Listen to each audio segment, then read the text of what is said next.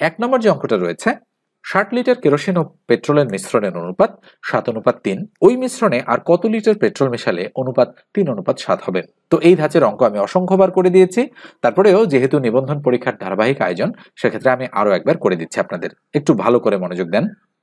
এই অঙ্কটা করার শর্টকাট এবং ডিটেলস এই দুই ধরনের মেথডই কিন্তু রয়েছে। আমরা চাইলে এই অঙ্কটা শর্টকাটেও করতে পারি, চাইলে ডিটেলস মেথডেও করতে পারি। তো আমি শুরুতেই আপনাদেরকে শর্টকাট মেথডে দেখাই দিচ্ছি যে কিভাবে শর্টকাটে আপনারা এই ধাঁচের অঙ্ক করবেন। তো মনে রাখবেন, যখন এই রকম আসবে, অর্থাৎ অনুপাত যেটা দেওয়া আছে তার রিভার্স অনুপাত মানে বিপরীত হয়ে যাবে। এখানে দেখেন 7:3, এখানে হয়ে গেছে 3:7। এইরকম যখন উল্টে যাবে তখন কিন্তু আপনারা এই শর্টকাট মেথডটা অ্যাপ্লাই করে দিতে পারেন। মেথডটা কিভাবে কাজ করে মনে রাখবেন, মেথডটা হচ্ছে উপরে হবে মোট মিশ্রণ, উপরে কি মোট মিশ্রণ, নিচে হবে মানে মিশ্রণের ছোট সংখ্যাটা, মানে অনুপাত যেটা দেওয়া আছে আমরা লিখব যে অনুপাতের, পুরোটা আমি লিখছি, অনুপাতের ছোট সংখ্যাটা, আর গুণন হচ্ছে প্রথম অনুপাতের পার্থক্য অথবা অনুপাতের পার্থক্য, এটাও আমরা লিখতে পারি যে অনুপাতের পার্থক্য। এখানে কিন্তু না বুঝলে আপনি কিন্তু অঙ্ক করতে পারবেন না, তো একটু ভালো করে বোঝার চেষ্টা করেন। মোট মিশ্রণ কত, এখানে 60 লিটার, বসাই দিবেন 60। অনুপাতের ছোট সংখ্যা কত, এই দুটোর মধ্যে সবচেয়ে ছোট সংখ্যা হচ্ছে 3, বসাই দিবেন 3, গুণন অনুপাতের পার্থক্য কি, অনুপাতের পার্থক্য মানে 7 থেকে 3 বাদ দিলে অথবা 3 থেকে 7 বাদ দিলে কত থাকে, 4, গুণন হচ্ছে 4। মুহূর্তের মধ্যে উত্তর চলে আসবে। 3 বেশে 60 20, 20 আর 4 গুণ করলে 4 বেশে কত হবে 80। দেখেন এইটা হচ্ছে আমাদের অ্যাপ্রোপ্রিয়েট অ্যান্সার, 80 বা 80। তো দেখেন এবার আমরা যদি একটু অঙ্কটা আর একটু যদি আমরা চিন্তা করি, খেয়াল করে দেখেন, 60 লিটার কেরোসিন ও পেট্রোলের মিশ্রণের অনুপাত 7:3, ওই মিশ্রণে আর কত লিটার পেট্রোল মিশালে অনুপাত হবে 3:7। শর্টকাট কিভাবে, 60 আছে, ছোট সংখ্যা 3, ভাগ করব 3 বেশে 60 20 আর পার্থক্য 4, 4 বেশে 80। মুহূর্তের মধ্যে অ্যান্সার। দেখেন 10 সেকেন্ডও সময় লাগবে না আপনার উত্তর বের করতে যদি আপনি জানেন। তো এই রকমই আরো একটা অঙ্ক রয়েছে, সেটা আমরা একটু দেখে এসে তারপরে আমরা একটু ডিটেলস মেথডটা ট্রাই করব। দেখেন এটা কিন্তু 35তম বিসিএস প্রিলিমিনারি টেস্টের অঙ্ক। বিসিএস এর অঙ্কগুলো কেন করাচ্ছি, কেননা যে কোনো চাকরির পরীক্ষায় রিপিট হয় বিসিএস এর অঙ্কগুলো সবচেয়ে বেশি। তারপরেই যে চাকরির প্রিপারেশন আপনি নিচ্ছেন সেই চাকরির বিগত সালের প্রশ্নগুলো আপনাকে সলিউশন করতে হবে। এরপরেই রিসেন্ট টাইমে পিএসসি এর আন্ডারে যে সমস্ত পরীক্ষা হচ্ছে সে সমস্ত পরীক্ষার প্রশ্ন আপনাকে বিশ্লেষণ করতে হবে, সেই প্রশ্নগুলো কালেক্ট করতে হবে। যাবতীয় জিনিস কিন্তু আমাদের কাছে রয়েছে। আপনারা যারা পেইড ব্যাচে পড়বেন তারা কিন্তু সেই মানে হচ্ছে জিনিসগুলো পেয়ে যাবেন। ওই পেইড ব্যাচের সাথে ইনক্লুড করা রয়েছে, সেগুলো শীট বলেন, বিগত সালের প্রশ্ন বলেন, এবং বিভিন্ন ক্যাটাগরির যে অঙ্কগুলো রয়েছে, মানে একই ক্যাটাগরির যে 100 200 300 অঙ্ক রয়েছে সবগুলো কিন্তু ধারাবাহিকভাবে সেখানে দেওয়া থাকবে। ওকে, আপনি প্রস্তুতিটা খুবই ভালোভাবে নিতে পারবেন। আর নিবন্ধন পরীক্ষায় অঙ্কগুলো কিন্তু একটু ক্রিটিক্যাল টাইপের আসে, জ্যামিতি, ত্রিকোণমিতি, পরিমিতি এই টাইপের অঙ্কগুলো বেশি আসে। আপনারা যদি একটু দেখে থাকেন তাহলে বুঝবেন। তো এবার দেখেন আমরা এই অঙ্কটা করছি শর্টকাটে। চিন্তা করেন, মোট মিশ্রণ 60, ছোট সংখ্যা 1, 60কে 1 দ্বারা ভাগ করলে 60, আর অনুপাতের পার্থক্য 2 থেকে 1 গেলে থাকে 1, তাহলে 60কে 1 দ্বারা গুণ করলে 60, তাহলে নিঃসন্দেহে 60 হচ্ছে অ্যান্সার। কয় সেকেন্ড সময় লাগলো, এটা তো 5 সেকেন্ড সময় লাগলো, কেননা 1 দ্বারা ভাগ 1 দ্বারা গুণ, মানে কোনো সময়ই লাগলো না এই অঙ্কটা করতে। তাহলে দেখেন এবার আমরা কি বলেছি যে এর আগের অঙ্কটা এবং এই অঙ্কটা আমরা যদি ডিটেলস মেথডে করতে চাই, অথবা আপনাদের মাথায় একটা প্রশ্ন ঘুরপাক খাচ্ছে, আচ্ছা যদি এরকম রিভার্স না হয়ে যায় তাহলে আমি কি করব। এই জন্য ডিটেলস মেথডটাও আপনার জানা জরুরি। ওকে, তো এই জন্য আমাকে ডিটেলস মেথডটাও শিখতে হবে, যেন আমার ওই রকম অঙ্ক আসলেও যেন আমি করে ফেলতে পারি। আমরা এটা ডিটেলস মেথডে করব। তাহলে আমরা লিখব, আমরা শুরুতে কি লিখব, দেওয়া আছে মোট মিশ্রণ, এটা লিখব যে দেওয়া আছে মোট মিশ্রণ কতটুকু বলেন তো দেখি। মোট মিশ্রণ দেওয়া আছে 60 লিটার, আমরা লিখব 60 লিটার। একেবারেই রিটেন টাইপের করাই দিচ্ছি আমি। কেরোসিন ও পেট্রোলের মিশ্রণের অনুপাত, তাহলে আমরা লিখব কেরোসিন, কেরোসিন অনুপাত পেট্রোল। লিখে কি লিখবো বলেন তো, কত আছে 7:3, তাহলে 7:3। তাহলে আমরা যদি বের করতে চাই যে এই 60 লিটারে কতটুকু কেরোসিন আছে আর কতটুকু পেট্রোল আছে, তাহলে আমরা লিখবো অনুপাতের যোগফল। কি লিখবো, অনুপাতের যোগফল। তাহলে অনুপাতের যোগফল লিখে 7 আর 3 যোগ করব আমি, 7 আর 3 যোগ করলে কত হবে 10। এবার আমরা এই 60 লিটারে কতটুকু কেরোসিন আছে সেটা বের করব, সেজন্য আমরা লিখব যে কেরোসিনের পরিমাণ, কেরোসিনের কেরোসিনের, এবার কিন্তু অনুপাত নয়, পরিমাণটা আমরা বের করছি। তাহলে কেরোসিনের পরিমাণ আমাদের হবে কত? আমরা এখানে লিখবো 60, এর নিচে হচ্ছে 10 অনুপাতের যোগফল, আর কেরোসিনের অনুপাতটা কত? 7, এই 7টা উপরে লিখবো। তাহলে 0 0 ক্রস করে দিলাম, 6 আর 7 গুণ করলে 6 সাথে কত হবে? 42 বা 42। এটা কেরোসিন। এবার আসেন আমরা লিখবো পেট্রোলের পরিমাণ। ওকে, আমরা কিন্তু দিব না, আমরা লিখবো পেট্রোলের পরিমাণ, লিখবো 60, এর নিচে দিব 10 আর উপরে দিব 3, দিয়ে দিলাম 3। তাহলে ক্রস করে দিলাম 0 0, 3 আর 6 গুণ করলে 3 6 কত? 18। তাহলে কেরোসিন আছে 42 আর পেট্রোল আছে 18, এটা আমরা বলতে পারতেছি। এবার আসেন, বলা হচ্ছে যে ওই মিশ্রণে আর সরি আজান দিচ্ছে, আমি আজানের একটু বিরতি দিচ্ছি, তারপরেই আমরা ক্লাসে ফেরত আসবো। আমরা আবারও কন্টিনিউ করছি। দেখেন আমরা কোথায় ছিলাম, যে কেরোসিনের পরিমাণ আমরা 42 লিটার বের করেছি, আর পেট্রোলের পরিমাণ আমরা বের করেছি 18 লিটার। আচ্ছা বলেন তো দেখি, নতুন অনুপাত আমাদের কত দাঁড়িয়েছে? এবার আমাদের কিন্তু দাঁড়িয়েছে 42:3, কেননা 7:3 চেঞ্জ হয়ে এখন 42:3 হয়েছে। খেয়াল করে দেখেন কেন? কেননা 7 দিয়ে আমরা 42 পেয়েছি, আর 3 দিয়ে আমরা 18 পেয়েছি। 42 আর 18 কিন্তু 60, দেখেন মিলে গিয়েছে। এইবার আমরা করব কি, এখানে আমরা লিখবো নিচের এই লাইনের পরে প্রশ্ন মতে। তাহলে প্রশ্ন মতে কি হবে আমাদের বলেন তো? আমি একটু অন্য কালার ব্যবহার করছি যেন মিক্স না হয়ে যায়। তাহলে প্রশ্ন মতে হবে আমাদের, তাহলে উপরে হচ্ছে আমাদের কেরোসিন আর নিচে হচ্ছে আমাদের পেট্রোল। খেয়াল করে দেখেন, আমরা যদি বলি 42:18, তার মানে কিন্তু আমরা জানি অনুপাত মানে ভগ্নাংশ, অর্থাৎ অনুপাতও যা ভগ্নাংশও তা। প্রথমটা হচ্ছে লব, পরেরটা হচ্ছে হর, আমরা বসালাম। তাহলে ওই মিশ্রণে, ওই মিশ্রণ মানে কিন্তু এটা, ওই মিশ্রণে আর কত লিটার পেট্রোল মেশালে? তাহলে আমরা এই লাইনটা লেখার পূর্বে আমরা লিখব যে ধরি x লিটার পেট্রোল মেশাতে হবে। আমরা এটা লিখবো, অবশ্যই মেশাতে হবে। তাহলে ধরি x লিটার পেট্রোল মেশাতে হবে, দাঁড়িয়ে দিয়ে দেবো। দেওয়ার পরে আমরা প্রশ্ন মতো লিখে, তাহলে পেট্রোল কোনটা বলেন তো, উপরেরটা নাকি নিচেরটা? উপরেরটা তো কেরোসিন আর নিচেরটা পেট্রোল। তাহলে আমরা ধরলাম যে এর সাথে x লিটার পেট্রোল মেশাবো। মেশানো মানে কি? প্লাস করা। মেশালে অনুপাতটা 3:7 হবে। তাহলে আমরা ইকুয়াল দিয়ে লিখবো উপরে 3, তার নিচে 7। গন্ডগোল করা যাবে না কিন্তু, প্রথমে 3 আছে উপরে লিখতে হবে, পরে 7 আছে নিচে লিখতে হবে। তাহলে বা বলেন তো দেখি, আর গুণ বা বজ্রগুণ, তাহলে 3 18 54 যোগ 3 আর x গুণ করলে 3x ইকুয়াল 7 আর 42 গুণ করলে 7 2 14, 4 হাতে কত? 1, 4 সাথে 28 আর 1 29, তাহলে 294। তাহলে বলেন দেখি এবার, বা 3x ইকুয়াল 294 থেকে 54 এই দিকে গেলে মাইনাস হয়ে যায়, তাহলে 54 মাইনাস হলে কত থাকবে? 240 থাকবে। তাহলে সুতরাং x এর ভ্যালু কত হবে? 240 কে 3 দ্বারা ভাগ, তাহলে 3 8 24, তার মানে x এর ভ্যালু হচ্ছে 80। তাহলে আমাদের সঠিক উত্তর কি? সঠিক উত্তর হচ্ছে 80 লিটার। দেখেন এখানে আমরা কিন্তু 80 লিটার শর্টকাট মেথডে বের করে ফেলেছি। তো এইবার আপনারা নিশ্চয়ই পরের অঙ্কটাও এই মেথডের সাহায্যে করতে পারবেন। এবং এই টাইপের আরেকটা অঙ্ক আমাদের জন্য খুবই গুরুত্বপূর্ণ, সেটা হচ্ছে সোনার গহনার ওজন এত গ্রাম। এই অঙ্কটা আপনাদের মনে হয়তো অনেকেরই ঘুরপাক খাচ্ছে, আমি জানি। আপনারা যারা অঙ্ক প্র্যাকটিস করেন, আমার কথার সাথে হয়তো আপনাদের কথা মিলে যায়, মানে আপনাদের ধারণা মিলে যাচ্ছে এইখানে। আর আপনারা যারা প্র্যাকটিস করেন না, তাদের সাথে কিন্তু মিলবে না বিষয়গুলো। হ্যাঁ, তো আমি এবার হচ্ছে এটা মুছে দিয়ে ওই জায়গায় চলে যাচ্ছি। দেখেন এখানে ওই অঙ্কটা কিন্তু এখানে রয়েছে।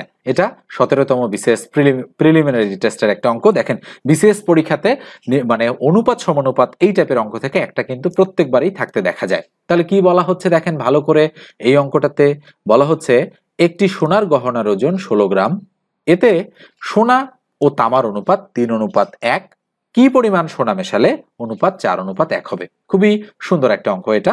তাহলে আমরা ডিটেইলস মেথডে করব। কেন? কারণ হচ্ছে শর্টকাট মেথডে এই অঙ্কটা হবে না। এটা কিন্তু রিভার্স হয়ে যায়নি। আমি বলেছিলাম যে এটা যদি রিভার্স হয়ে এখানে আসে, অর্থাৎ এটা 3:1, এখানে কিন্তু হতে হবে 1:3, নচেত কিন্তু আমরা ওই শর্টকাট মেথডটা প্রয়োগ করতে পারবো না। ঠিক আছে, তাহলে এবার আমরা ডিটেইলসে করব। আমরা শুরুতে কি লিখব? আমরা লিখব মোট মিশ্রণ কত? 16 গ্রাম। লিখে দিলাম 16 গ্রাম। তাহলে সোনা অনুপাত তামা, তাহলে আমরা লিখব S অনুপাত T।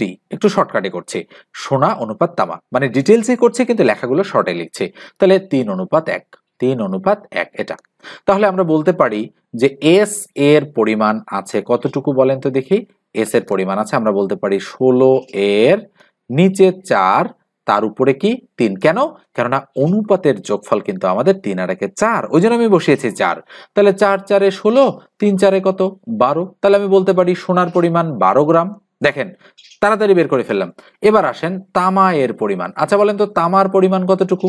স্বর্ণ যদি 12 গ্রাম হয় আর মোট যেহেতু 16 গ্রাম, তাহলে তামা আছে 16 থেকে 12 বাদ দিলে কত গ্রাম? 4 গ্রাম। এটা কিন্তু আর বের করতে হচ্ছে না, যেটা কিন্তু একটু সহজ হয়ে গেল আপনাদের জন্য। আমি কিন্তু আর পুরোটা লিখলাম না। দেখেন এর আগের অঙ্কটা যেটা আমি রিটেনে করে দিয়েছি সেক্ষেত্রেও আপনি কিন্তু এভাবে করতে পারেন। তবে এর আগেরটা আমি যে ডিটেলস মেথডে করে দিয়েছি ওটা ক্লাস 7 এর বই, হুবহু মানে যেভাবে আছে ঠিক সেইভাবে আমি বইকে ফলো করে দিয়েছি। কিন্তু এই জন্য এই অঙ্কটা আমি একটু আপনারা যেহেতু একটু বড় স্টুডেন্ট, বয়সে বড়, আপনারা অনেক কিছু জানেন বোঝেন, এই জন্য আমি তাড়াতাড়ি করার জন্য এভাবে করলাম। তাহলে বলেন তো দেখি কি বলেছে। এখন নতুন মিশ্রণ কি? নতুন মিশ্রণ কিন্তু আমাদের 12:4। খেয়াল করে দেখেন 12:4, আর 12:4 মানে কিন্তু উপরে 12 তার নিচে 4, একই কথা। বলেছে এতে কি পরিমাণ সোনা মেশালে? আচ্ছা সোনা কোনটা? সোনা 12। তাহলে এবার আমরা ধরে নিলাম এক্স পরিমাণ সোনা মেশাতে হবে এবং এই 12-র সাথে এক্স যোগ হবে, কেননা সোনা মেশাতে বলেছে, তামা কিন্তু নয়। তামা যদি বলতো তাহলে নিচেরটার সাথে যোগ হতো, কারণ এর নিচেরটা তামা। তাহলে ইকুয়াল অনুপাত হবে 4:1, তাহলে উপরে 4 তার নিচে 1, নিঃসন্দেহে বুঝে গেছেন। এবার আসেন আর গুণ বা বজ্রগুণ, এটা দ্বারা এটাকে গুণ, তাহলে বা আমাদের কি হবে? এটা কিন্তু প্রশ্ন মতে বিল্ড আপ। তাহলে 12 + x করে ফেললাম ইকুয়াল 4 আর 4 গুণ করলে 4 4 16। তাহলে বা এক্স এর ভ্যালু কত? এইদিকে 16 আর এই 12 এইদিকে আসলে -12, তাহলে সুতরাং এক্স ইকুয়াল টু 16 থেকে 12 গেলে কত থাকে? 4 গ্রাম। তাহলে দেখেন ঘ নম্বরটাই কিন্তু আমাদের অ্যাপ্রোপ্রিয়েট অ্যান্সার হয়ে যাচ্ছে। তো এই যে 3টা অঙ্ক আমি করে দিলাম, যদি ভাগ্য ভালো হয় এই 3টা থেকে আপনারা নিবন্ধন পরীক্ষায় সামনে যাদের পরীক্ষা রয়েছে তারা আপনারা একটা অঙ্ক অবশ্যই কমন পেতে পারেন। ওকে, এই জন্য আমি কিন্তু খুব ভালোভাবে বোঝাই দিলাম। আমি পেইড ব্যাচে যেভাবে পড়াই লেকচারগুলো একেবারেই ধরে সেইভাবেই কিন্তু আপনাদের একটু ধরে বোঝানোর চেষ্টা করলাম। এতে সময় একটু বেশি লাগলো, কিন্তু আপনারা কিন্তু স্বচ্ছভাবে ক্লিয়ার একটা কনসেপ্ট এখান থেকে গ্যাদার করলেন। তো এ পর্যায়ে বলি, যারা চ্যানেলে নতুন, যদি প্রয়োজন মনে হয় যে চ্যানেল থেকে আপনি ভালো কিছু শিখতে পারবেন, তাহলে অবশ্যই চ্যানেলটা সাবস্ক্রাইব করবেন, আর ফেসবুক পেজ থেকে দেখে থাকলে পেজটা ফলো দিয়ে রাখবেন, আর অবশ্যই একটা লাইক দিয়ে দেবেন ভিডিওতে, কেননা ভিডিওগুলো আসলে আমরা মোটামুটি শ্রম দিয়েই তৈরি করি, তো সেক্ষেত্রে একটা লাইক আমরা অবশ্যই প্রাপ্য। এবার আসেন আমরা পরের অঙ্কে চলে যাচ্ছি। অনুপাত সমানুপাতের এই অঙ্কটাও কিন্তু আমি নানা সময়ে বিভিন্ন চাকরির পরীক্ষায় আসতে দেখেছি, বিধায় এই অঙ্কটাও সাজেশনে আমি ইনক্লুড করেছি।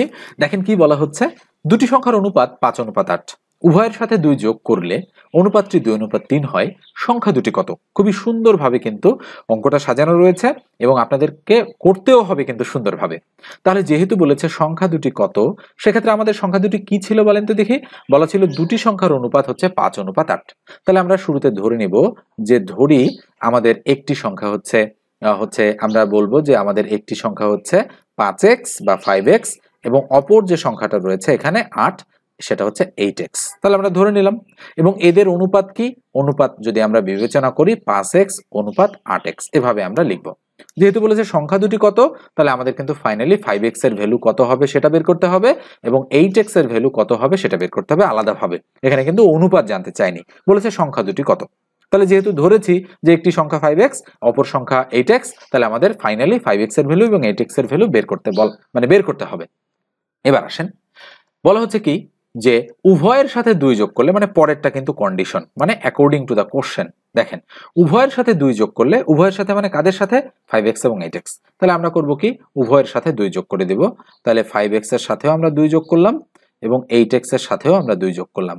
তাহলে উভয়ের সাথে 2 যোগ করলে অনুপাতটি কত হয়? 2:3। তাহলে ইকুয়াল দিয়ে আমরা লিখবো 2:3। একটু বুঝে নেন, লেখার উপরে ওভার রাইটিং হয়ে যাচ্ছে। তাহলে 2:3। এখন সংখ্যা দুটি কত? তার মানে এই যে প্রশ্ন মতে আমরা বিল্ড আপ করে ফেললাম কিন্তু এখান থেকে। তাহলে এবার আমরা যদি সলিউশনটা বের করতে চাই, তাহলে বা আমরা বলতে পারি অনুপাত মানেই তো ভগ্নাংশ, তার মানে 5x + 2 উপরের সংখ্যা আর 8x + 2 নিচের সংখ্যা, ইকুয়াল উপরে 2 তার নিচে 3, তার মানে 2/3। তাহলে এটা দ্বারা এটাকে গুণ, এটা দ্বারা এটাকে গুণ। তাহলে আমরা এই কোণাটা আগে গুণ করব। কেন এটা আগে গুণ করব? কেননা 8 × 2 = 16x, এটা বড়, আর 3 × 5 = 15x, এটা ছোট। আপনারা চাইলে এটাও গুণ করতে পারেন, কিন্তু আমি বুঝতেছি যে এই কোণাটা গুণ করলে আমাদের এক লাইন ক্যালকুলেশন একটু কম হবে, এই জন্য আমি এটা করব। তাহলে 8 × 2 = 16x + 2 × 2 = 4 ইকুয়াল 3 × 5 = 15x + 3 × 2 = 6। তাহলে বলেন তো দেখি, বা আমি যদি ক্যালকুলেশনটাকে এখান থেকে একটু এইখানে নিয়ে যাই, একটু ভালো করে মনোযোগ দেন, তাহলে 16x, এই 15x ডান থেকে বামে আসলে -15x হচ্ছে, আর এই +6 ডান দিকে আছে সেটাই থাকলো, আর এই +4 ডান দিকে চলে আসলে -4 হয়ে যায়। তাহলে বা 16 থেকে 15 বাদ দিলে x ইকুয়াল 6 থেকে 4 বাদ দিলে 2, তাহলে সুতরাং x এর ভ্যালু আমরা 2 পাচ্ছি। এই 2 কিন্তু অ্যান্সার নয়, আপনারা ভালো করে একটু বিবেচনা করেন। আমি কিন্তু বলেছি শুরুতে যে আমাদের কিন্তু 5x এবং 8x এই দুটোর ভ্যালু বের করতে হবে। তাহলে 5x মানে x এর ভ্যালু যেহেতু 2, তাহলে 5x মানে 5 দুগুণ 10, আর 8x মানে 8 দুগুণ 16। তাহলে দেখেন একটা 10 আর একটা 16, সংখ্যা দুটি কত বলেছে, তার মানে আমাদের গ নম্বরটাই কিন্তু অ্যাপ্রোপ্রিয়েট অ্যান্সার। দেখেন এইভাবে কিন্তু আপনাকে একেবারে ধরে ধরে নিখুঁতভাবে বুঝতে হবে। যখন আপনি শিখবেন তখন আপনাকে ব্রড আকারে শিখতে হবে, কিন্তু যখন আপনি অ্যাপ্লাই করবেন তখন কিন্তু আপনাকে মানে মানে এত কিছু শিখে আপনার তাড়াতাড়ি অ্যাপ্লাই করার জন্য কিন্তু আমরা এত কিছু শিখি মূলত। ওকে, তো এই জন্য শেখার সময় কখনো আপনি কম্প্রোমাইজ করবেন না, একেবারে যাবতীয় জিনিস শিখবেন যাতে করে আপনার কোনো কনফিউশন না থাকে। আর মনে রাখবেন কখনো অঙ্ক মুখস্থ করতে যাবেন না, মুখস্থ করলে আপনি ধরা খাবেন, কোনো পরীক্ষায় আপনি টিকতে পারবেন না। আর অঙ্ক বিষয়টা এমন যে অঙ্কে ভালো সে কিন্তু নানা পরীক্ষায় কিন্তু খুব সহজেই টিকে যায়, কেননা অঙ্ক এবং ইংরেজি এই দুই সাবজেক্টই কিন্তু আপনাদের প্রবলেম হয়, বাকিগুলো কিন্তু একেবারে মুখস্থ টাইপ। বেসিকের প্রয়োজন হয় কিন্তু গণিত এবং ইংরেজি এই দুটো বিষয়ে। ওকে, এবার আমি পরেরটাতে চলে যাচ্ছি। এবার এই অঙ্কটা দেখেন, এটাও অত্যন্ত গুরুত্বপূর্ণ অঙ্ক, একই ধাঁচের অঙ্ক। এটা আমি আপনাদেরকে HW দিচ্ছি, খেয়াল করে দেখেন। তো অ্যান্সারটা দেয়াই রয়েছে, আপনারা অবশ্যই এই অঙ্কটা করবেন, করার পরে অ্যান্সারের সাথে মেলাবেন যে আপনাদের অ্যান্সারটা সঠিক হয়েছে কিনা। ওকে, এবার আমি পরেরটাতে যাচ্ছি। এবারে দেখেন, আপনারা যেন কমেন্ট করতে পারেন এই জন্য আমি এই অঙ্কটা নিয়ে এসেছি। দেখেন এই অঙ্কটাতে কি বলা হচ্ছে, 21 গ্যালন অক্টেন মিশ্রিত পেট্রোল ও অক্টেনের অনুপাত 4:3। এতে আর কত অক্টেন মেশালে পেট্রোল ও অক্টেনের অনুপাত 3:4 হবে? 3 গ্যালন, 4 গ্যালন, 6 গ্যালন, 7 গ্যালন। এটা ক, এটা খ, এটা হচ্ছে গ এবং এটা হচ্ছে ঘ, চারটা অপশন রয়েছে। তাহলে 31 নম্বর অঙ্কটার উত্তর কত অবশ্যই আপনি কমেন্ট সেকশনে জানাবেন যে 31 নম্বর অঙ্কের উত্তর এত। আপনারা এতক্ষণ যে শিখলেন, একটু আগে যে অঙ্কটা আমি দিলাম সেটা তো উত্তর দেয়াই ছিল, যাচাই করেছেন। এবার এই অঙ্কটা আপনারা নিজেরা করবেন, করার পরে যদি উত্তর সঠিকভাবে বের করতে পারেন তাহলে অবশ্যই আপনারা কমেন্ট সেকশনে কমেন্ট করে জানাবেন যে উত্তরটা কত হচ্ছে। ওকে, আপনারা শর্টকাটেও করবেন, পাশাপাশি ডিটেলস মেথডেও করবেন। দুই মেথডে যদি আপনি করতে পারেন আর যদি একই অ্যান্সার আসে, বুঝবেন যে আপনার অঙ্ক হয়েছে, তখন আপনার কিন্তু একটু ভালো লাগবে যে না, আপনি অঙ্কটা আসলে শিখতে পেরেছেন প্রপার ওয়েতে। এবার আমরা অন্য টপিকে চলে যাব। আমরা টপিক ওয়াইজ কিন্তু আপনাদের অঙ্কগুলো সুন্দর করে বুঝাই দিচ্ছি, কয়েকটা করে অঙ্ক এবং বেসিক সহ বুঝাই দিচ্ছি। দেখেন, শিক্ষক নিবন্ধন পরীক্ষায় কিন্তু সম্ভাব্যতা বা সম্ভাবনা থেকে অঙ্ক আসতে দেখা যায়। এই জন্য মানে নিবন্ধন পরীক্ষার জন্য সম্ভাবনার আলোচনাটা খুবই জরুরি আপনাদের জন্য। এখান থেকে একটা করে অঙ্ক কিন্তু প্রত্যেকটা নিবন্ধন পরীক্ষাতেই থাকে, সেটা স্কুল হোক, স্কুল 2 হোক কিংবা কলেজ হোক। বলা হচ্ছে একটি গোল মুদ্রা টেবিলে রাখা হলো, এই মুদ্রার চারপাশে একই মুদ্রা কতটি রাখা যেতে পারে যেন তারা মাঝের মুদ্রাটিকে এবং তাদের দুপাশে রাখা দুটি মুদ্রাকে স্পর্শ করে। মনে রাখবেন, খুবই সুন্দর একটা অঙ্ক এটা। এবং হচ্ছে আমাদের অঙ্কটা করতে হবে কি, ধরেন এই হচ্ছে একটা মুদ্রা, তাহলে বলা হচ্ছে একটি গোল মুদ্রা টেবিলে রাখা হলো। তাহলে আমি এই পর্যন্ত এসেছি, এটা কেটে দিলাম, টেবিলে রাখলাম, মনে করেন এটাই টেবিল, টেবিলের উপর আমি রাখলাম। এই মুদ্রার চারপাশে একই মুদ্রা, তার মানে এইরকম দেখতে একই মুদ্রা কতটি রাখা যেতে পারে যেন তারা মাঝের মুদ্রাটিকে এবং তাদের দুপাশে রাখা দুটি মুদ্রাকে স্পর্শ করে। বুঝতে পেরেছি যে কি বলা হচ্ছে। দেখেন, আমি এইভাবে একই সাইজের কতগুলো মুদ্রাকে রাখতে পারবো যেন তারা একে অপরকে স্পর্শ করে থাকে। দেখেন, প্রত্যেকটাই কিন্তু একে অপরকে কি করে আছে, স্পর্শ করে আছে। আমি যদি অঙ্কন করার চেষ্টা করি, খেয়াল করে দেখেন, এটা কিন্তু সেট করেছে, এরকম হবে না, আমাদের স্পর্শ করে থাকতে হবে। দেখেন, স্পর্শ করবে কিন্তু, সেট না। তাহলে মোটামুটি আমি কয়টা আঁকতে পারছি একই রকম মাপের? তাহলে দেখেন 1 2 3 4 5 6টা আঁকতে পারছি। তাহলে আমি কিন্তু 6টাই আঁকতে পারবো, উত্তর হবে 6টা।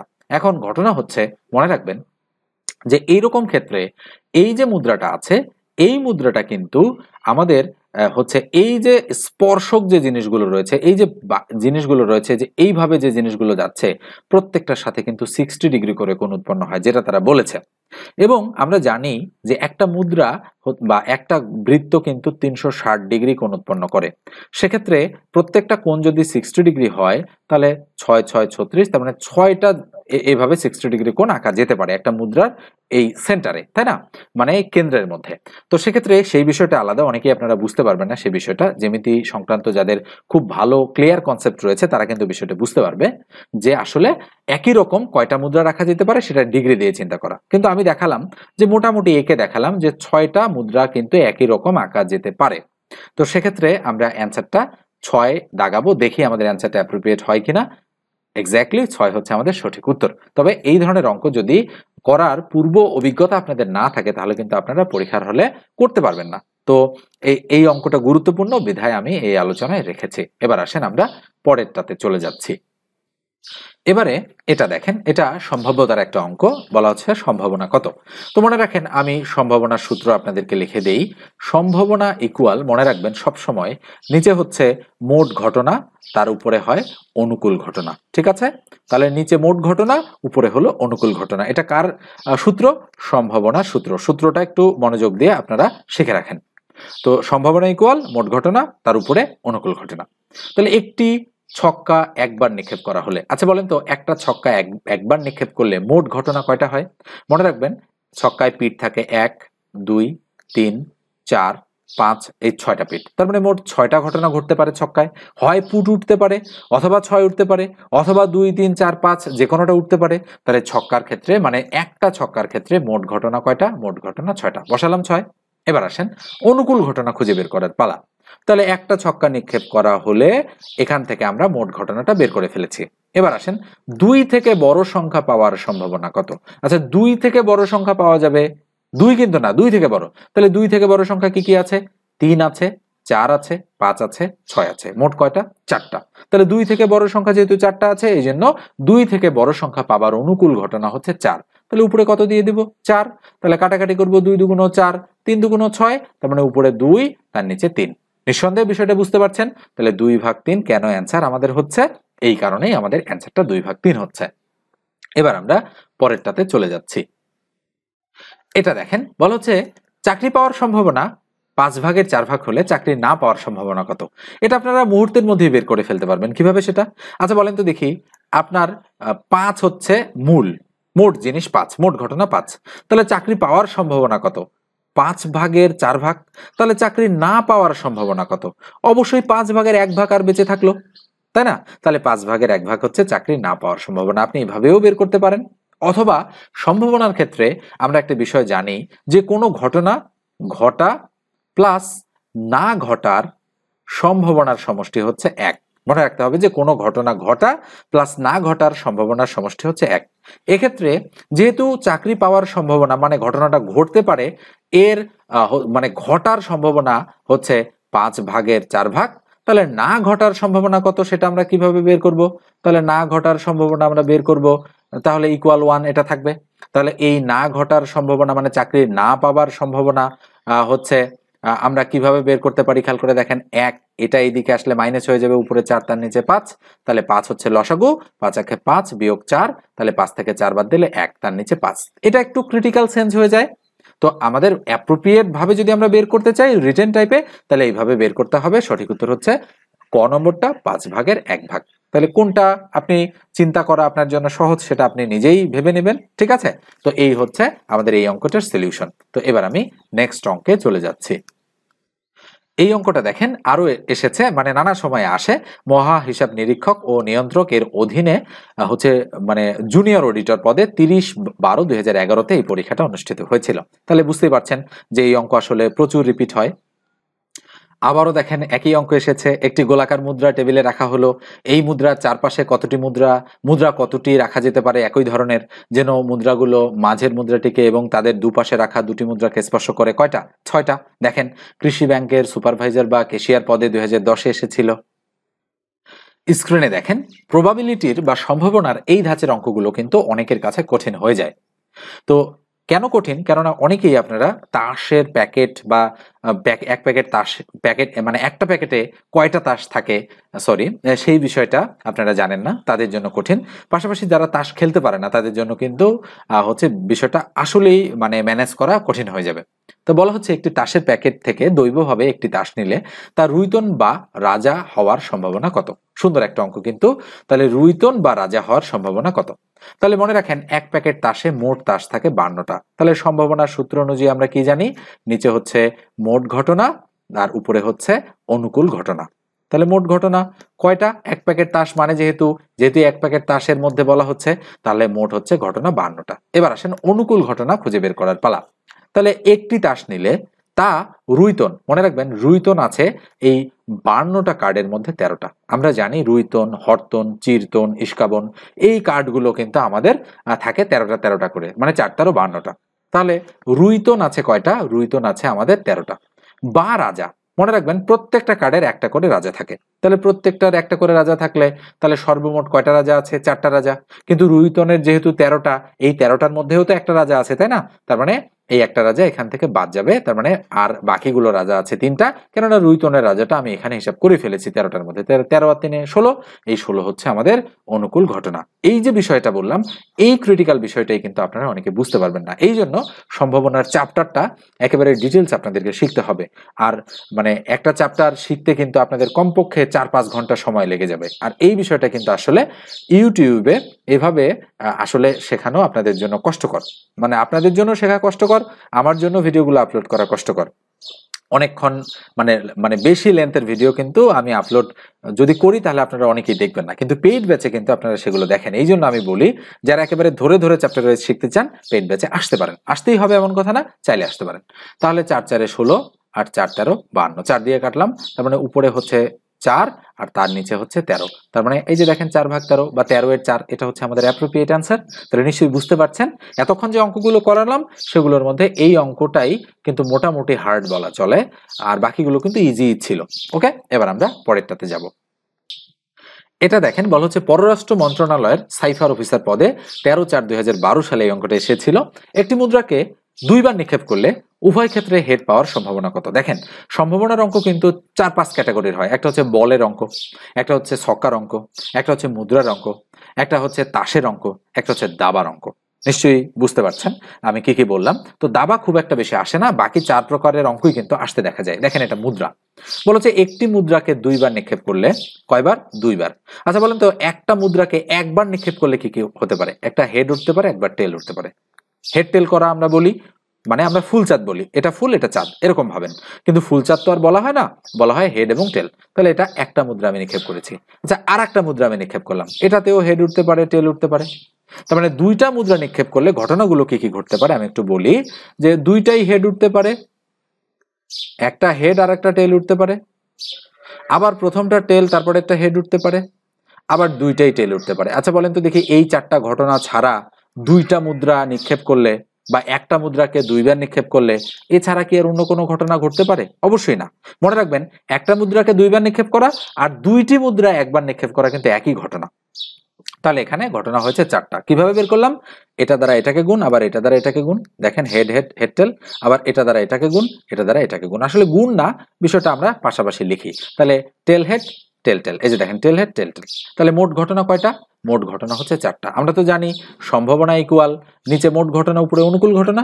তাহলে এখানে মোট ঘটনা এই অঙ্কে 4টা। তাহলে বলা হচ্ছে উভয় ক্ষেত্রে হেড পাওয়ার সম্ভাবনা। তাহলে উভয় ক্ষেত্রে হেড, তাহলে উভয় ক্ষেত্রে হেড মানে 2টাই হেড কোথায় আছে?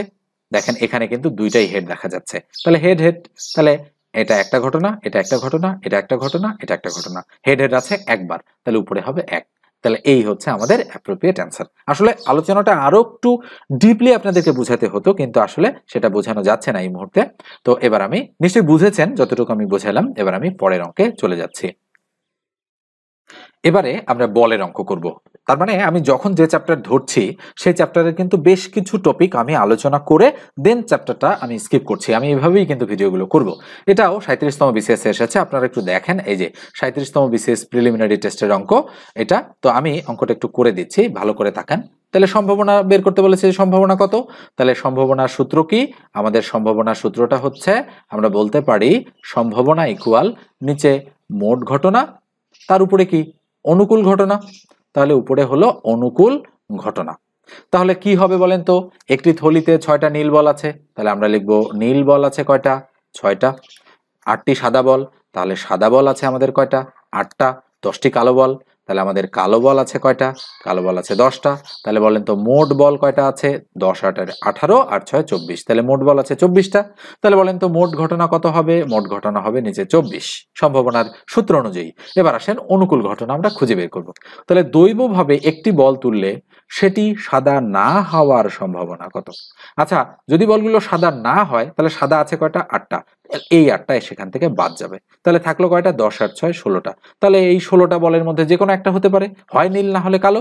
তাহলে আমরা 10 আর 6 16, এই 16কে দিব অনুকূল ঘটনা। ওকে, নিশ্চয়ই বুঝতে পারছেন। তাহলে 8 দুগুণ 16, 8 দিয়ে কাটছি, তাহলে কত হবে? 8 দুগুণ যদি 16 হয়, আর 3 8 24, তাহলে উপরে 2 তার নিচে 3। খেয়াল করে দেখেন তো 2/3 আমাদের সঠিক উত্তর আছে কিনা? অবশ্যই ক নম্বর অপশনটাই কিন্তু আমাদের সঠিক অপশন। দেখেন 2/3 কিন্তু রয়েছে। তাহলে আমি সম্ভাবনারও এই অঙ্কটা আপনাদেরকে বোঝালাম, আশা করছি আপনারা ঠিকঠাকভাবে বুঝতে পেরেছেন। এবার আমি পরেরটাতে যাচ্ছি। দেখেন এখানে তাসের অঙ্ক আরেকটা এসেছে, জনপ্রশাসন মন্ত্রণালয়ের সহকারী পরিচালক পদে এসেছিল 18/3/2016 সালে। তাহলে সম্ভাবনা কত? তাহলে সম্ভাবনা, যেহেতু তাস 1 প্যাকেট তাস, তাহলে দেখেন 52টি তাসের একটা প্যাকেট, তাহলে মোট ঘটনা 52টা। তাহলে একটি তাস তোলা হলে তাসটির টেক্কা হওয়ার সম্ভাবনা, তাহলে মনে রাখবেন 4 ক্যাটাগরির তাসের টেক্কা আছে, একটা একটা করে, তাহলে মোট টেক্কা আছে কয়টা? 4টা। তাহলে উপরে 4 তার নিচে 52, তাহলে আমরা কাটাকাটি করব, 4 1 4, 4 13 52। দেখেন আপনি জানলে কিন্তু অঙ্ক কত সহজ, কিন্তু তাসের যে ঘটনাটা, তাস চেনা এবং কোন তাস কতটা করে আছে সেটা কিন্তু আপনাকে ভালো করে বুঝতে হবে। বিশেষত আপনারা যারা মহিলা মানুষ এই পরীক্ষাটা দিবেন, তাদের জন্য কিন্তু এই ধাঁচের অঙ্কগুলো কঠিন হয়ে যাবে। অনেকেই আপনারা কিন্তু এই খেলাটা খেলতে জানেন না, বিধায় তাসও আপনারা চেনেন না, এই জন্য কিন্তু এইটা বাদ দিয়ে আপনাদের কিন্তু করতে হবে। আর যদি করতে চান ভালোভাবে, তাহলে কিন্তু একেবারে বেসিক বুঝে আপনাদেরকে শুরু করতে হবে। ইউটিউবে অনেকগুলো স্পেসিফিক ভিডিও রয়েছে সম্ভাবনার, আমারও রয়েছে, পাশাপাশি অন্য চ্যানেলেরও রয়েছে, চাইলে আপনি সেগুলো দেখে ডাউট ক্লিয়ার করতে পারেন। তাহলে আমাদের সঠিক উত্তর 13/1, তাই না? বা 1/13। এবার আমরা পরেরটাতে যাব। দেখেন এটাও বলের একটা অঙ্ক। বলা হচ্ছে একটি থলিতে নীল বল আছে 12টা, সাদা বল আছে 16টা এবং কালো বল আছে 20টা। দৈবভাবে একটি বল নেওয়া হলো, বলটি সাদা না হওয়ার সম্ভাবনা কত? তাহলে সম্ভাবনার সূত্র কি? সম্ভাবনা ইকুয়াল মোট ঘটনা, আর উপরে কি? উপরে অনুকূল ঘটনা। আমি বারবার লিখে দিচ্ছি যেন আপনাদের মনে থাকে বিষয়গুলো। তাহলে এখানে বল আছে, নীল বল আছে 12টা, তাহলে আমরা লিখবো নীল আছে 12টা। সাদা আছে 16টা, তাহলে লিখছি সাদা আছে 16টা। আর কালো বল আছে 20টা, তাহলে আমরা লিখছি কালো আছে কয়টা? 20টা। তাহলে মোট বল কয়টা? তাহলে মোট বল আমাদের কিন্তু হয়ে গেল 20 আর 16 কত? 36, 36 আর 12 কত হচ্ছে? 36 আর 12 48। তাহলে মোট বল আছে কয়টা? 48টা। তাহলে মোট ঘটনা কত? 48। আমরা আরেকবার যোগটা করি, 6 2 8 আর 2 আর 3 আর 4, এক্স্যাক্টলি। বলেছে বলটি সাদা না হওয়ার সম্ভাবনা। আচ্ছা, সাদা বাদে বল আছে কয়টা? 12 আর 20 32টা। তাহলে অনুকূল ঘটনা এটার 32। তাহলে কাটাকাটি করব, কত হবে? আমরা যদি 2 দ্বারা কাটি, আচ্ছা 4 দ্বারা কাটি, 4 8 32 আর 4 12 48। আবারও আমরা কাটছি এটাকে, 4 দ্বারা কাটবো, তাহলে হবে 4 2 8, 3 4 12। তাহলে উপরে 2 তার নিচে 3, এক্স্যাক্টলি আগের উত্তরও যেটা বের হয়েছে এখনো সেটাই, কিন্তু অঙ্কটা সংখ্যায় কিন্তু কিছুটা হেরফের করে দিয়েছিল। এটা দেখেন পল্লী উন্নয়ন একাডেমি, যেটা বগুড়ায় অবস্থিত, সেটা সহকারী পরিচালক পদে 2021 সালে কিন্তু এই অঙ্কটা এসেছিল। তো নিঃসন্দেহে আপনারা বিষয়টা বুঝতে পারছেন যে সঠিক উত্তর হচ্ছে 2 উপরে তার নিচে 3, অর্থাৎ 3/2 এবার আমরা পরেরটাতে চলে যাচ্ছি। এটা দেখেন একটি গোল মুদ্রা টেবিলে রাখা হলো, একই মুদ্রার চারপাশে, এই মুদ্রার চারপাশে একই মুদ্রা কতটি রাখা যেতে পারে যেন তারা মাঝের মুদ্রাটিকে ও দুপাশের দুটি মুদ্রাকে স্পর্শ করে? 6টা। বাংলাদেশ কৃষি উন্নয়ন কর্পোরেশন বিএডিসির সহকারী প্রকৌশলী পদে 2022 এসেছে। তার মানে যে অঙ্ক একবার বিসিএস এ আসে, মনে রাখবেন সেই অঙ্ক কিন্তু রিপিট হওয়ার চান্স খুবই বেশি থাকে। এই জন্য প্রত্যেকটা বিসিএস এর প্রশ্ন আপনাদের খুব ভালো করে সলিউশন করতে হবে। পাশাপাশি হয়ে যাওয়া বিভিন্ন পরীক্ষাগুলো মানে রিসেন্ট টাইমে যেগুলো হচ্ছে মানে ট্রেন্ড বুঝতে হবে আপনাদের যে কোন অঙ্কগুলো বেশি আসতেছে বর্তমানে। এই জন্য রানিং প্রশ্ন প্লাস বিগত সালের বিসিএস এর প্রশ্ন, পাশাপাশি আপনি যে পরীক্ষা দিচ্ছেন সেই পরীক্ষার প্রশ্ন আপনাকে অবশ্যই ভালো করে সলিউশন করে যেতে হবে। এটা শুধু অঙ্কের ক্ষেত্রে না, অন্যান্য সকল সাবজেক্টের ক্ষেত্রে প্রযোজ্য। আমি কিন্তু খুবই গুরুত্বপূর্ণ একটা কথা বললাম, মাথায় রাখবেন কথাটাকে। এবারে আমরা ত্রিভুজ নিয়ে অল্প কয়েকটা মানে অঙ্ক আলোচনা করব, তো একটু মনোযোগ সহকারে দেখেন। এই অঙ্কটাও বিসিএস এর অঙ্ক, এটা আসলে বিশেষ বিসিএস হচ্ছে। সেখানে বলা হচ্ছে কোন ত্রিভুজের তিনটি বাহুকে বর্ধিত করলে উৎপন্ন বহিস্থ কোণ তিনটির সমষ্টি কত। মনে রাখবেন, যদি মুখস্থ করতে চান তাহলে করতে পারেন যে ত্রিভুজের তিন বাহুকে বর্ধিত করলে বহিস্থ কোণ তিনটির সমষ্টি হয় সবসময় 4 সমকোণ বা 360 ডিগ্রি। তাহলে মুখস্থ হয়ে গেল আপনার। কিন্তু যদি আপনি বুঝতে চান যে আসলে কিভাবে আমি বুঝবো যে আসলে এটা 360 ডিগ্রি হয়, তাহলে আনুমানিক আপনারা একটা ত্রিভুজ অঙ্কন করতে পারেন। তো ধরেন আমি একটা সমবাহু ত্রিভুজ অঙ্কন করছি, ওকে, অনুমান করে আমি একটা সমবাহু ত্রিভুজ অঙ্কন করছি। তো ধরেন এই ত্রিভুজটা একটা সমবাহু ত্রিভুজ। সমবাহু কেন? যে এই বাহুটা আর এই বাহুটা সমান। মনে রাখবেন যে ত্রিভুজের প্রত্যেকটা বাহু সমান তার কোণ তিনটাও কিন্তু পরস্পর সমান। এই যে কোণ তিনটা, আমি যদি বলি এটা এ কোণ, এটা বি কোণ আর এটা সি কোণ, তাহলে এই কোণ তিনটাও পরস্পর কি হবে? সমান হবে। তাহলে আমরা জানি ত্রিভুজের তিন কোণের সমষ্টি 180 ডিগ্রি। কোণ তিনটা যদি সমান হয় তাহলে 3 দ্বারা ভাগ, 3 6 18, তাহলে প্রত্যেকটা কোণ 60 ডিগ্রি। তাহলে এটা 60 ডিগ্রি, এটাও 60 ডিগ্রি, এটাও 60 ডিগ্রি। এবার আসেন, আমাদের বলেছে যে কোন ত্রিভুজের, তাহলে আমরা ধরে নিলাম যে ত্রিভুজটা হচ্ছে সমবাহু ত্রিভুজ। যে ত্রিভুজের প্রত্যেকটা কোণ হচ্ছে সমান, সমকোণ না কিন্তু প্রত্যেকটা কোণ সমান। তাহলে এবার আমরা কি করব? অঙ্কের হিসাব অনুযায়ী বলা হচ্ছে যে তিনটি বাহুকে বর্ধিত করলে, তাহলে তিনটি বাহু বর্ধিত করা মানে কি? ধরেন আমি এই বিসি বাহুকে এই দিকে বর্ধিত করে দিলাম, এটা বিসি বাহুর বর্ধিত অংশ। এবি বাহুকে আমি এই দিকে বর্ধিত করে দিলাম, আর সিএ বা এসি বাহুকে আমি এই দিকে বর্ধিত করলাম। করার ফলে যে বহিস্থ কোণগুলো উৎপন্ন হলো, বহিস্থ কোণ কোনগুলো? এই যে এটা বহিস্থ কোণ, এই যে এটা বহিস্থ কোণ, আর এই যে এটা বহিস্থ কোণ। এই বহিস্থ কোণগুলোর সমষ্টি কত? তাহলে এটা যদি 60 ডিগ্রি হয়, আচ্ছা বলেন তো এক সরল কোণ মানে কত ডিগ্রি? 180 ডিগ্রি। তাহলে এটা 60 হলে এটা হবে 120। কেন? 120 আর 60 180। তাহলে এটা যদি 60 হয় তাহলে এটা কত? এটাও 120। ওই হিসাব অনুযায়ী 120 আর 60 180 সরল কোণের হিসাব। তাহলে এটাও 120। তাহলে বলেন তো 120 120 120 কত হয়? আপনারা নিশ্চয়ই বুঝে গিয়েছেন, যাদের একটু ধারণা আছে। 3 12 36, তার মানে 360 ডিগ্রি হচ্ছে আমাদের অ্যাপ্রোপ্রিয়েট অ্যান্সার। খেয়াল করে দেখেন, তার মানে বহিস্থ কোণগুলোর সমষ্টি সর্বদাই, সেটা কোন ধরনের ত্রিভুজাই হোক, সমকোণী, সমদ্বিবাহু, সমবাহু, যেটাই হোক না কেন, বহিস্থ কোণগুলোর সমষ্টি সবসময় 360 ডিগ্রি হয়ে যাবে। তাহলে এটা মুখস্থ রাখতে পারেন। এটা কিন্তু নিবন্ধন পরীক্ষায় আসার সমূহ সম্ভাবনা রয়েছে, আমি বলে দিলাম। এটা দেখেন 30তম বিসিএস প্রিলিমিনারি টেস্টের অঙ্ক। কি বলা হচ্ছে? কোন ত্রিভুজের বাহুগুলোর অনুপাত নিচের কোনটি হলে একটি সমকোণী ত্রিভুজ অঙ্কন সম্ভব হবে। খুবই সুন্দর একটা অঙ্ক এটা। তো মনে রাখেন সমকোণী ত্রিভুজ কিভাবে তৈরি হয়?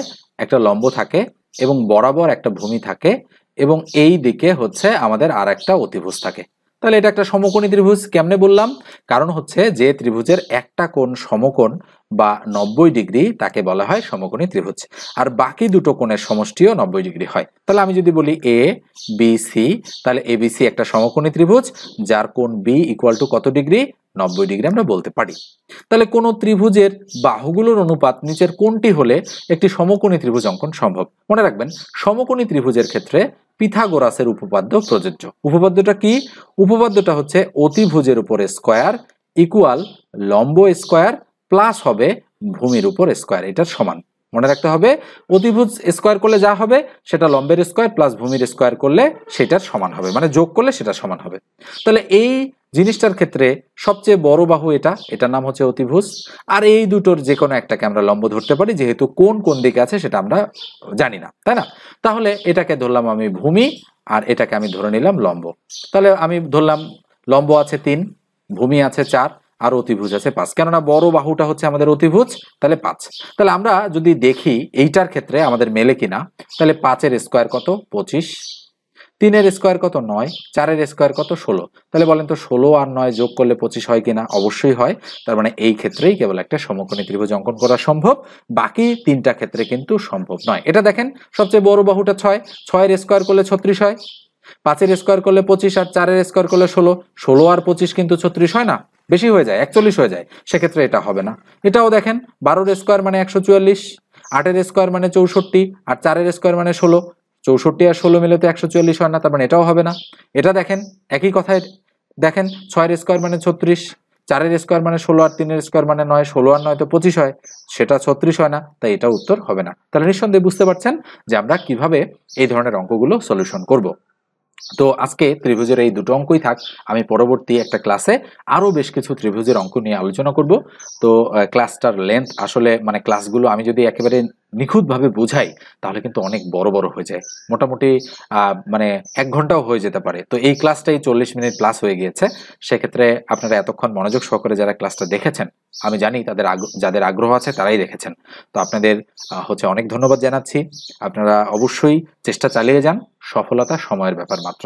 মনে রাখবেন, যারা চেষ্টা করে তারাই কেবল সফল হয়। যারা শর্টকাট খোঁজে, মানে সফল হওয়ার শর্টকাট রাস্তা, তারা সফল হতে পারে 2-1 জন, কাকতালীয় ভাবে সবাই না, কিন্তু যারা চেষ্টা করে তাদের সবাই কখনো না কখনো সফল হবেই। মনে রাখবেন, মানে চেষ্টা ছাড়া, পরিশ্রম ছাড়া সফলতার কিন্তু বিকল্প কোনো ওয়ে নেই। তো আজকের আলোচনাটা এই পর্যন্তই রাখছি, দেখা হবে পরের আলোচনায়। সে পর্যন্ত ভালো থাকবেন, সুস্থ থাকবেন। ধন্যবাদ সবাইকে।